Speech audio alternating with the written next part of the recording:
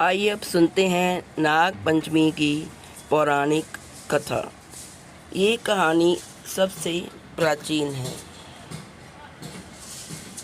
प्राचीन काल में एक सेठ जी के 7 पुत्र थे। सातों के विवाह हो चुके थे।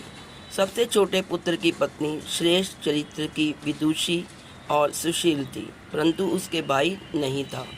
एक दिन बड़ी बहू ने घर लीपने को पीली मिट्टी लाने के लिए सभी बहुओं को साथ चलने को कहा, तो सभी जलिया और खुरपी लेकर मिट्टी खोदने लगी। तभी वहाँ एक सर्प निकला, जिसे बड़ी बहू खुरपी से मारने लगी।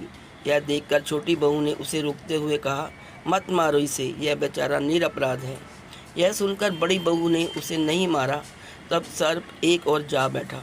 तब छोटी बहू ने उससे कहा, हम अभी लौट कर आती हैं, तुम यहाँ से जाना मत। यह कहकर वह सबके साथ मिट्टी लेकर घर चली गई और वहाँ कामकाज में फंसकर सर्प से जो वायदा किया था उसे भूल गई। उसे दूसरे दिन यह बात याद आई तो सबको साथ लेकर वहाँ पहुँची और सर्प को उसी स्थान पर बैठा देखकर बोली, सर्प भैया नमस्कार। सर्प ने कहा, तू भैया कह चुकी है, इसलिए तुझे छोड़ देता हूँ, नहीं तो झूठी बात कहने के कारण तुझे अभी डस लेता। वह बोली, भैया मुझसे भूल हो गई, उसकी क्षमा मांगती हूँ। तब सर्प बोला, अच्छा तू आज से मेरी बहन हुई और मैं तेरा भाई, तुझे जो मांगना हो मांग ले। वह बोली, भैया मेरा कोई भाई नहीं है, अच्छा हुआ जो तू मेरा भाई बन गया। कुछ दिन व्यतीत होने पर वह सर्प मनुष्य का रूप रखकर उसके घर आया और बोला कि मेरी बहन को भेज दो। सब ने कहा कि इसके तो कोई भाई नहीं है। तो वह बोला, मैं दूर के रिश्ते में इसका भाई हूँ, बचपन में ही बाहर चला गया था। उसकी विश्वास दिलाने पर घर के लोगों ने छोटी बहू को उसके साथ भेज दिया। उसने मार्ग में बताया कि मैं वही सर्प हूँ, इसलिए तू डरना नहीं और जहाँ चलने में कठिनाई हो वहाँ मेरी पूँछ पकड़ लेना। उसके कहे अनुसार ही छोटी बहू ने किया और इस प्रकार वह उसके घर पहुँच गई।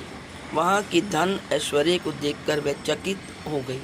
एक दिन सर्प की माता ने उससे कहा, मैं एक काम से बाहर जा रही हूँ, तो अपने भाई को ठंडा दूध पिला देना। उसे यह बात ध्यान न रही और उसने गर्म दूध पिला दिया, जिसमें उसका मुख बेतरह जल गया। यह देखकर सर्प की माता बहुत क्रोधित हुई, परंतु सर्प के समझाने पर शांत हो गई। तब सर्प ने कहा कि बहन को अपने घर भेज देना चाहिए। तब सर्प और उसके पिता ने उसे बहुत सारा सोना, चांदी, जवाहरात, वस्त्र, आभूषण देकर उसके घर पहुंचा दिया। इतना ढेर सारा धन देखकर बड़ी बहू ने ईर्ष्या से कहा, भाई तो बड़ा धनवान है, तुझे तो उससे और भी धन लेना चाहिए। सर्प ने यह वचन सुना तो सब वस्तुएं सोने की लाकर दे दी।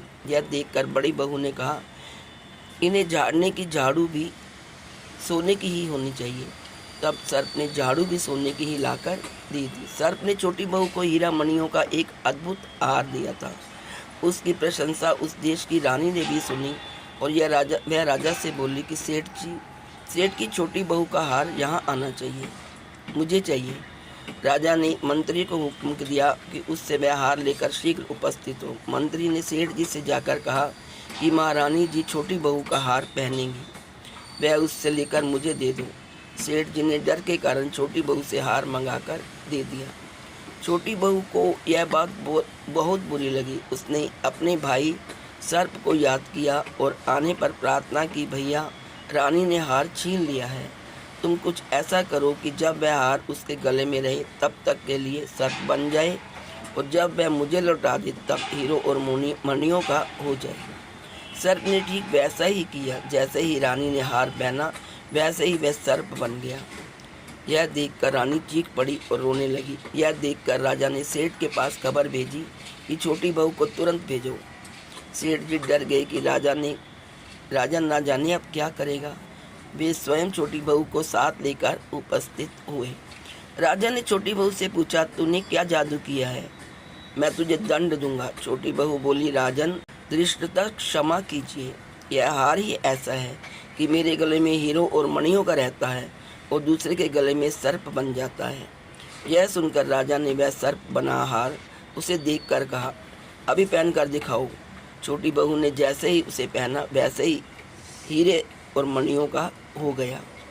यह देखकर राजा को उसकी बात का विश्वास हो गया और उसने प्रसन्न होकर उसे बहुत सी मुद्राएं भी पुरस्कार में दी। छोटी वह अपने हार और मुद्राओं सहित घर पर लौट आई। उसके धन को देखकर बड़ी बहू ने ईर्ष्या के कारण उसके पति को सिखाया कि छोटी बहू के पास कहीं से धन आया है। यह सुनकर उसके पति ने अपनी पत्नी को बुलाकर कहा, ठीक ठीक बता कि यह धन तुझे कौन देता है। तब वह सर्प को याद करने लगी। तब उसी समय सर्प ने प्रकट होकर कहा, यदि मेरी धर्म बहन के आचरण पर संदेह प्रकट करेगा तो मैं उसे खा लूँगा।